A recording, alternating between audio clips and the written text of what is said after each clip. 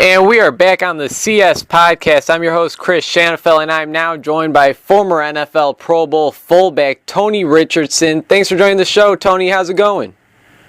Doing great, man. Thanks so much for having me on. It's a beautiful day in New York City, so all is good. Hey, it's a beautiful day here in Chicago as well, although we got hit pretty hard with those storms yesterday. But, Tony, let's get right to it. I see you attended Auburn University. You declared for the 1994 NFL Draft where you went undrafted and signed with the Dallas Cowboys as a free agent. What was that whole process like, believing you're going to get drafted, and then the draft is over, your name doesn't get called, but you do receive a call afterwards from the Cowboys? I mean, it sounds pretty stressful. Yeah, it was definitely stressful because, it's one of those things, come out of, high school, the top-rated running back in the state of Alabama, go to Auburn, have a pretty good career start as a freshman, and then all of a sudden, we had that roller coaster ride where we were on probation, my senior year, and now when I was at Auburn, the year with 11-0, and so really we had no really exposure from, none of our games we played on TV. We go through the SEC, so we're sitting at 11-0, but, the best thing that probably happened for me was the fact that we had a really great, left tackle by the name of Wayne Gandy, who was the first-round draft choice to the Rams that year, and then I blocked for James Bostic, who was actually the third-round draft choice from the Rams again that year. And so when scouts were coming and working those guys out, because they were, their names were a little bit bigger, and I was a fullback, so when scouts were coming to work them out, I was doing my workouts as well, and a few teams started to kind of take notice, and they kind of called me a tweener, so they said, he's really not quite, we don't have enough tape on him as a tailback, but he's really not big enough to play fullback in the NFL, and so, I went to the Senior Bowl and played really well in the Senior Bowl, and, kind of, turned some heads there, and then, I'm projecting, they're saying, okay, anywhere between third to, I knew I wasn't going to be a first-round draft choice or a second-round draft choice, but anywhere between third and fifth round, sitting there with my family and friends, and all those rounds are going by, my name's not getting called, and I'm watching, first fullback Floyd from Florida State, he was the first-round draft choice. I'm like, well, surely, I'm going to get drafted, and it didn't happen. So it was, it was an up-and-down road, but, I thank God for everything I've been through, because it really built character and taught me about hard work and, kind of seeing things through, and I think that's what helped me to have a long career in the NFL. After spending some time on the Cowboys practice squad, you're released, and during the offseason, you signed with the Kansas City Chiefs, where you were able to block for the great Marcus Allen for his 100th career touchdown. How cool is that? Yeah, it's funny on that. I think that's on the wiki page. So basically, I spent the entire year on the Dallas Cowboys practice squad. So that's people always like, well, how long were you on the practice squad? I'm like, the entire year. So I spent the entire year on the practice squad, and we actually went to the NFC Championship game that year, and that's the year the Cowboys lost to the 49ers. And then afterwards, my contract was up, and the Cowboys wanted to sign me back, and the Chiefs wanted to sign me. I had offers from the Dolphins and the Falcons, and just whatever reason, when I took that visit to Kansas City, it just felt like home, and it felt right. And obviously signing there, and then coming into the locker room, I was sitting in the meeting room every single day, because I had a chance to sit in the meeting room with Emmett Smith and Johnson every day, my rookie year, and then I come to Kansas City, and I'm sitting with, another Hall of Famer in Marcus, and, I give both of those guys, a lot of credit for my career, because they taught me, my work ethic, they taught me how to be a professional in the classroom, on the practice field, on game day, in the community, all those kind of things. And so, I give those guys a lot of credit, because, you say if you want to be a Hall of Famer, if you want to be a great football player, you need to see one and have a role model. And I had two great role models, well, three really, with Daryl Johnson and Emmett in Dallas, and then obviously Marcus in Kansas City. So it was great to be able to block for him and still call him a friend. We hear about the advantages the Chiefs get when they play at home in Kansas City because of their loud, diehard fans. Just earlier in the season, I believe they broke a record for having the loudest stadium in the world, or it was something crazy like that. Did you, as a player, feel that the crowd noise affected the games at all? Yeah, I think it did, because it was one of those things that, like, the years I was in Kansas City, our defense was stellar. I mean, the late great, Derek Thomas and Neil Smith and Dan Salamuel and things like that. And as an offensive player, we wanted to, on offense, we're trying to quiet the crowd down. But I remember standing on that sideline when our defense was out there, and it's so loud, it feels like the ground and the stadium's moving. And all of a sudden, Derek Thomas comes off the ball, and the tackle hadn't even came out of his stand. and he goes and gets a sack. I mean, that crowd makes a difference. And so, watching the games, this last night from Denver and Kansas City, now Denver actually has to come to Kansas City in 2 weeks, and I think it's going to be a tale of two different games, just because I think the crowd definitely makes gives it an advantage. But I just think that playing at home, it's hard to beat Kansas City at home, so it's going to be an exciting game here in 2 weeks. Chris Schanfeld talking with former NFL fullback Tony Richardson here on the CS podcast. Tony, can you tell us about your sixth season with the Chiefs in 2000, where you had over 1,000 total yards with 600 rushing and over 400 receiving and 6 total touchdowns? I mean, it looks like the fullback got some love that season, huh, Tony? Yeah, it's just it's a great thing to, like I said, I guess it's like being in the right place at the right time.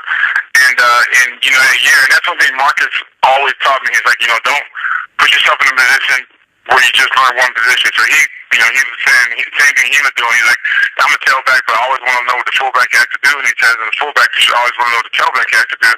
And so that year we had some injuries, and next thing I know, I'm the back, and I'm carrying the ball, and so then I had to revert back to my tailback years in high school, a little bit in college, and it was great that one, the coaching staff had enough confidence and faith to give me the ball, and then two, the fact that I had a great offensive line, and three, just the God-given ability. I guess my little moves that I did have once upon a time, was able to come out. During the 2003 season, you were blocking for Priest Holmes and a rookie at the time, Larry Johnson, and that was the first year you were voted to the Pro Bowl. You're also voted to the 2004 and 2005 Pro Bowl. So let me see if I can do the math correctly. That's 3 Pro Bowls, and I just got to ask you, Tony, how does it feel to be voted by other players, coaches, and fans around the league to represent your team and your entire conference in that game? Does it mean anything to you? Yeah, it definitely means a lot. I mean, you don't necessarily play, for the Pro Bowl. Sometimes, think about it, and I've seen it happen before. Sometimes the Pro Bowl was kind of a popularity contest. If you, guys kind of vote for guys they know and different things like that. And I always took pride in it from a fullback standpoint because, fullback's kind of to me, it's an underrated position, and it's a position that's really kind of getting faded out of not only in, you don't even see fullbacks in college anymore with the new spread offense. In the NFL, you kind of see the spread offense kind of coming into our league as well. And so to be voted in as a fullback, or an offensive lineman, that means that people are actually paying attention to what you do. And when the coaches, are voting for you, and the players, and then obviously the fans, you don't do those kind of things to get recognition, but it just lets you know that the hard work put in and your selflessness that you try to, display is, it really, people appreciate it. It means a lot. And after playing, I believe, 11 seasons in Kansas City, they decided to let you test free agency, and that was when you signed with the Minnesota Vikings. And, Tony, I know the NFL is a business, but was it tough at all to leave the Chiefs for another team? It really was, because, you could have told me, having spent as much time as I did in Kansas City, and, I was very ingrained in community with my foundation and my charities and, community involvement. And you couldn't have told me that after 11 years that I would have to get on a plane to go seek, other employment or see what's out there. And, it's one of those things that, I think everything happens for a reason. And looking back on that, probably that's not necessarily the best thing to happen, because obviously I still keep my home in Kansas City. But it was a good thing to happen just because it allowed me to experience different things. Going to Minnesota, my second year there, I ended up, blocking for a guy by the name of Adrian Peterson, who's like my little brother now.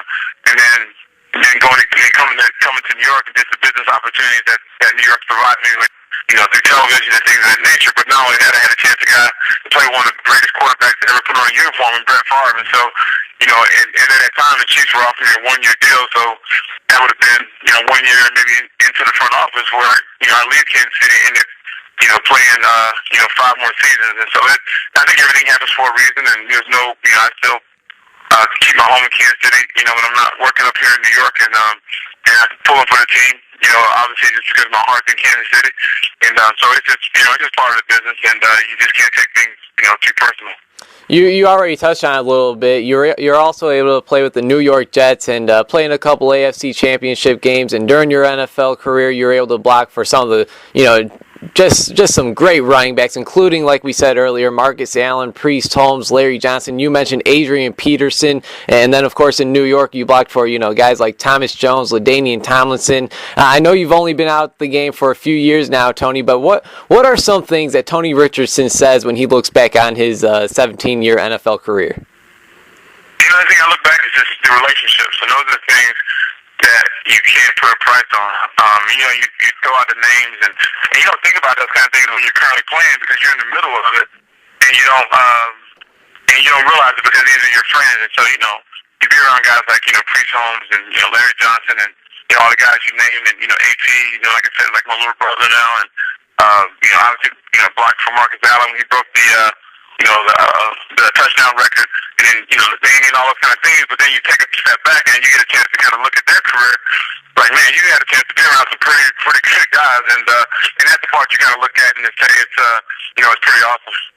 And Tony, just want to touch on a few things around the NFL, and you already touched on this a little bit earlier as well. You mentioned that the fullback position is like a dying breed now. I'm pretty close with former fullbacks, Mike Carney, Jason McKee, and I just want to get your guys' thoughts on what do you guys think about that? I mean, this is a position that you guys made a living off of, and now we don't really see it as much. We see tight ends get thrown in at fullback when it's needed. What are your thoughts on all that? Yeah, it's kind of disappointing because to me, I think the numbers sometimes speak for themselves. I mean, you look at a team like the Ravens last year. I would say they had a good quarterback in Flacco, and Bolden played well. But you look at Ray Rice, and then you look at Ray Rice in the year he had, and the fact they had to run the football. But then you look at the guy in front of Ray Rice, by the name of Vontae Lee, and it has a lot to do with it. So they're one of the few teams that still use that traditional fullback. You look around the league, and it's kind of gone away. I mean, just because of the nature of the business. I mean, there's a few good guys still out there. John Connor's with the Giants. He's a friend of mine and a guy that I had a chance to work with for a while. So that's it's kind of sad that a position that you took so much pride in, and you knew the guys that really bust their butt and try to do good things for their team, and now it's starting to fade out. So it's kind of sad the position is gone. But the thing about it is there's still gonna be some great guys that always gonna be remembered. The Lorenzo Nails, the Mike Allstott, the guys you named that still gonna be able to carry that. We say we did it at a high level for a period of time in the league. Absolutely, and Tony, with all that being said, I really cannot thank you enough for your time on the show today, man. It was a true honor, and before I let you go, is there anything you'd like to plug on the air for myself and our listeners? I know you mentioned a charity. Are you still involved in that today? Yeah, definitely still involved in different charities. It's just my thing. Even though I'm not playing the game no more, I still, I do work at a soup kitchen in Kansas City, just whenever I'm there, just going down and feeding the homeless, and those kind of things I like to do. And I don't want really have TV cameras around or anything like that, because I just think it's the right thing to do. And it takes I'm down to probably 3 hours a week, and it's just 3 hours of my time that that anyone can do. And people are always like, man, I want to get involved. I want to get involved. I want to help other people. There's so many organizations. There's so many causes out there that if you really want to do it, that you can just just walk up to and just say, hey, I want to get involved, and I'll let you. So currently right now I'm the director for Boys and Girls Club. And so I try to do as much as I can to try to help the communities in which I'm played in, and the ones that obviously supported me. So I definitely appreciate you giving an opportunity to share some of those things. Oh, absolutely. Like I said, it was my pleasure, Tony, and I certainly hope we could keep in touch. I'd love to get you on the show again in the future, and take care, my man. All right, thanks so much. Thanks for having me on today.